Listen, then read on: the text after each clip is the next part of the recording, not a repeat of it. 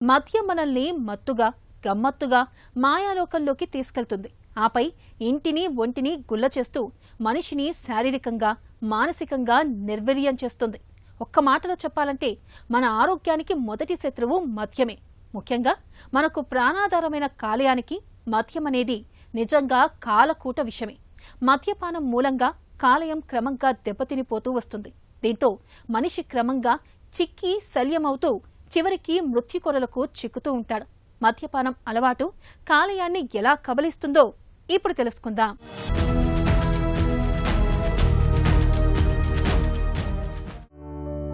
మన కాలేయం మహా మొండి ఘటం. ఎందుకంటే కాలేయం జబ్బులకు ఓ పట్టాన లొంగదు. సాధారణంగా మన శరీరంలో ఏదైనా భాగానికి సంబంధించిన కణజాలం దెబ్బతింటే ఆ లోటును తిరిగి సరిచేసుకోగల శక్తి కలిగిన అవయవాలు చాలా చాలా తక్కువనే చెప్పాలి.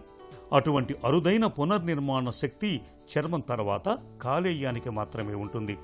70% పైగా దెబ్బతిన్నా సరే కాలేయం తిరిగి తనను తాను నయం చేసుకోగలదు. అంతటి శక్తి కాలేయానికి ఉంటుంది. అయితే అంతటి బృహత్తర కాలేయానికి కూడా మద్యపానం అలవాటు సెగ పెడుతోంది. ఇటీవలి కాలంలో ఆల్కహాల్ అలవాటు విపరీతంగా పెరిగిపోవడంతో ఆల్కహాలిక్ ఫ్యాటీ లివర్ అనే ప్రమాదకర సమస్య ఎక్కువగా కనిపిస్తోంది. చాలా కాలంగా ఆల్కహాల్ తీసుకునే వారిలో ఆల్కహాలిక్ ఫ్యాటీ లివర్తో పాటే ఆల్కహాలిక్ హెపటైటిస్, ఆల్కహాలిక్ సిరోసిస్ అనే జబ్బులు కూడా వస్తాయి. ఇప్పుడు లివర్లో ఉండే పర్టికులర్ ఎంజైమ్ ఆల్కహాల్ తీసుకున్నప్పుడు దాన్ని మెటబలైజ్ చేస్తూ ఉంటుంది. కొంతమందిలో ఆ ఎంజైమ్ లేకపోవడం, ఫర్ ఎగ్జాంపుల్ మంగోలియన్స్ ఉంటారు. వాళ్ళు ఏంటంటే ఆల్కహాల్ తీసుకోగానే ఒళ్ళంతా ఎర్రగా అయిపోయి అదో రకమైన తేళ్లు జర్రులు బారినట్టుగా అనిపిస్తుంది. వాళ్ళల్లో అంటే ఆల్కహాల్ డిహైడ్రోజనేజ్ ఎంజైమ్ డెఫిషియన్సీగా ఉంటుంది. ఒక వేరే రకమైన మెటబలైట్ కింద ఫామ్ అయ్యి వాళ్ళకి మొహం అంతా ఎర్రగా అయిపోవడం, వాళ్ళు ఎప్పుడు ఆల్కహాల్ తట్టుకోలేరు.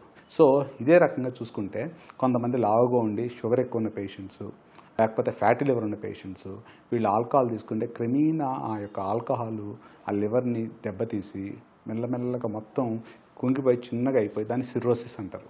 సిర్రోసిస్ వల్ల వాళ్ళకి చాలా చాలా ప్రాబ్లమ్స్ ఉంటాయి. ఎలాంటివి ఉంటాయంటే కళ్ళు పచ్చగా అయిపోయి జాండీస్ అంటారు, యూరిన్ పచ్చగా అయిపోతుంది. ఇది ఆల్కహాల్ పేషెంట్సే కాదు, కొన్ని నాన్ ఆల్కహాలిక్ పేషెంట్స్లో కూడా ఫ్యాట్ ఎక్కువ ఉండటం వల్ల లివర్ సిరోసిస్ వస్తూ ఉంటుంది. వాళ్ళల్లో అలాగ బ్లడ్ వామిట్స్ అవుతూ ఉంటాయి. సో ఇమీడియట్గా అలాంటి పర్టికులర్ పేషెంట్స్ ఆల్కహాల్ ఆపేయటం మంచిది.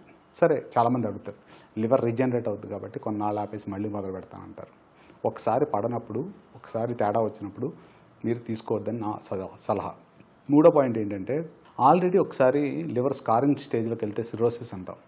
ఎప్పుడైతే నరాలు ఈ యొక్క ఫుడ్ పైప్లో ఉబ్బి రక్తం బయటకు వచ్చిందో ఆ పేషెంట్స్ చాలా చాలా డిటీరియేట్ అవుతారు. లివర్ ఫంక్షన్స్ అన్నీ పోతాయి, కాళ్ళు వాపులు వస్తాయి, పొట్టలో నీళ్లు చేరుకుంటాయి. నార్మల్గా ఉన్న పేషెంట్స్కి, డయాబెటిక్ పేషెంట్స్ ఎటువంటి ప్రాబ్లం లేని వాళ్ళకే లివర్ సిరోసిస్ వచ్చినప్పుడు అలాంటిది ఆల్కహాల్ తీసుకుంటే ఏ స్టేజ్ వరకు వెళ్తారో చూసుకోండి. జీవనశైలి వల్ల జబ్బులు చాలా వరకు చాప కింద నీరులా శరీరాన్ని కబళిస్తాయి. ఆల్కహాలిక్ ఫ్యాటీ లివర్ వ్యాధిలో కూడా ప్రారంభంలో చాలా వరకు ఎలాంటి లక్షణాలు కనిపించవు. అయితే కొంతమందిలో జ్వరం, కడుపు పైన ఎర్రటి సాలెపురుగు లాంటి మచ్చలు, కామెర్లు, తీవ్రమైన కడుపు నొప్పి తదితర లక్షణాలతో బాధపడుతూ ఉంటారు. ఏదో చెకప్ కోసం డాక్టర్ దగ్గరికి వెళ్లి పరీక్ష చేయించుకున్నప్పుడు కాలేయం పరిమాణం పెద్దదైనట్లు తెలుస్తుంది. ఒక్కొక్కసారి కడుపు కుడివైపు భాగంలో అసౌకర్యంగా ఉండటం, లేదా నొప్పి, వాంతి వచ్చేలా ఉండటం, లేదా కళ్ళు పచ్చబడటం లాంటి లక్షణాలతో వ్యాధి బయటపడుతుంది. కాలేయం పనితీరు పరీక్ష, lipid profile, ultrasound scanning, serum uric acid లాంటి మౌలిక పరీక్షల ద్వారా వ్యాధిని నిర్ధారణ చేసుకోవచ్చు. ఈ ఆల్కహాల్ రిలేటెడ్ యాక్సిడెంట్స్ ఎన్నో జరుగుతూ ఉంటాయి. మనకి పెట్రోలింగ్ చేసి అన్నీ ఆపుతూ ఉంటారు. అయినా ఎంతమంది చిన్న చిన్న పిల్లలు హెడ్ ఇంజరీస్తో చనిపోతూ ఉంటారు. సో ఈ రకంగా నేను చెప్పాల్సింది ఏంటంటే, alcohol not only on the liver, it effects every part of the body. ఒక పేషెంట్కి అయితే ఆల్కహాల్ వల్ల లివర్ ఒకటే కాకుండా హార్ట్ కూడా పెద్దదైపోద్ది. ఆల్కహాల్ కార్డియోమైపతి అంటారు. దానివల్ల ఆయాసం రావడం, లంగ్స్లో నీళ్ళు చేరటం. సేమ్ పేషెంట్ ఒక ఆయన యూకేలో ఉంటారు, ఆయన ఇక్కడికి వచ్చారు, బ్లడ్ వామిట్స్ అయినాయి.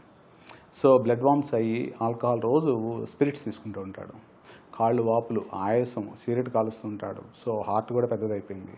సో ఇవన్నీ కంట్రోల్ చేయాల్సి వచ్చింది. అతను ఇనిషియల్గా నేను చాలా కష్టం అనుకున్నాను. 24 అవర్స్లో బెడ్ ట్రాన్స్ఫ్యూజన్ ఇచ్చి బ్యాండింగ్ అన్నీ వేసిన తర్వాత ఆ హార్ట్ కూడా హార్ట్ కార్డియోమెగలీ అంటాం, దాన్ని కూడా ట్రీట్ చేయడం వల్ల వితిన్ 3-4 డేస్ రికవర్ అయ్యారు. మద్యపానం అలవాటు సర్వసాధారణంగా ఫంక్షన్లను, పార్టీలో మిత్రులతోనూ బంధువులతోనూ మొదలవుతుంది. మెల్లగా అది అలవాటుగా మారి ఆపై ఓ పట్టాన వదలని వ్యసనంగా తయారవుతుంది. మద్యపానం వ్యసనం స్థాయికి చేరుకుంటే దాని ప్రభావం శరీరంలో చాలా అవయవాలపై పడుతుంది. మద్యపానం వ్యసనం వల్ల వచ్చే ఆల్కహాలిక్ హెపటైటిస్ శృతి మించి అది ప్రమాదకర స్థాయికి చేరితే మరణాల రేటు 70% వరకు ఉంటుంది. రక్తహీనత, శరీరంలోని సీరం ఆల్బుమిన్ తగ్గటం, సీరం బైల్రుబిన్ శాతం 8 మిల్లీగ్రాముల కంటే ఎక్కువగా పెరగటం లాంటివి సంభవిస్తాయి. కడుపులో నీరు చేరటం, ఆహార నాళం ద్వారా రక్తస్రావం కావటం, మెదడు మందగించి స్పృహ కోల్పోవటం, తర్వాత హెపాటిక్ కోమాకు గురి కావటం లాంటి ప్రాణాంతక దుష్పరిణామాలు ఉంటాయి. తీవ్ర ఆల్కహాలిక్ హెపటైటిస్ వ్యాధికి గురైన వారిని లివర్ ఇంటెన్సివ్ కేర్ యూనిట్లో చేర్చి చికిత్స చేసినప్పటికీ మృత్యువాత పడే అవకాశాలు అధికంగా ఉంటాయని చెబుతారు డాక్టర్లు. చాలామంది ఏంటంటే లివర్ ట్రాన్స్ప్లాంటేషన్ అంటారు. అక్యూట్ ఆల్కహాలిక్ ప్రాబ్లమ్స్ ఉన్నప్పుడు లివర్ ట్రాన్స్ప్లాంటేషన్ విదేశాల్లో చేయరు, ఎందుకంటే మళ్ళీ వెళ్ళిపోయిన తర్వాత ఆ లివర్ కూడా పాడైపోతుంది. అది వేరే వాళ్ళకి ఉపయోగపడుతుందని చెప్పి దాన్ని బ్యాలెన్స్ చేయడం కోసం మినిమమ్ 3 to 6 months ఆల్కహాల్ ఆపితేనే వాళ్ళకి లివర్ ఇస్తారు విదేశాల్లో. సో ఈ రకంగా వెయిటింగ్ లిస్ట్లో ఉంటారు కొంతమంది. సో నేను చెప్పేది ఏంటంటే ఈ రకంగా ప్రతి ఒక్కరు హార్ట్ కానీ, బ్రెయిన్ కానీ, లివర్ కానీ, ప్యాంక్రియాస్ కానీ అన్ని ప్రాబ్లమ్స్ వస్తూ ఉంటాయి. My suggestion was not to go for alcohol. If you go, keep on moderation. 1 లేదా 2 మ్యాక్సిమం 1 week తీసుకోండి, అదే ఇచ్చే సజెషన్. ఎక్కువగా మద్యం తీసుకుంటే కాలేయం పనితీరు క్షీణిస్తుంది, మందకొడిగా పనిచేస్తుంది. దీంతో కాలేయంలో కొవ్వు పదార్థాలు చేరతాయి. ఫలితంగా లివర్ సిరోసిస్ జబ్బు వస్తుంది. ఈ వ్యాధి నయం కావటం అంత సులభం కాదు. ఒక రకంగా ఇది చికిత్స లేని వ్యాధి. దీని తీవ్రతను వైద్యులు నిర్ధారిస్తారు. డాక్టర్ పర్యవేక్షణలో మద్యం పూర్తిగా మానేస్తే, తగిన మందులు తీసుకుంటే కాలేయం మరింత పాడవకుండా ఉంటుంది. కానీ పూర్తిగా పాడైపోయిన స్థితిలో వైద్యులు కూడా ఏమీ చేయలేకపోవచ్చు. ఇలాంటి వారికి కాలేయ మార్పిడి ఎంతవరకు సాధ్యమన్నది రోగి పరిస్థితిని పరీక్షించాక డాక్టర్లు నిర్ధారిస్తారు. లివర్ సిరోసిస్ మరింత తీవ్రమైతే లివర్ క్యాన్సర్కు దారితీస్తుంది.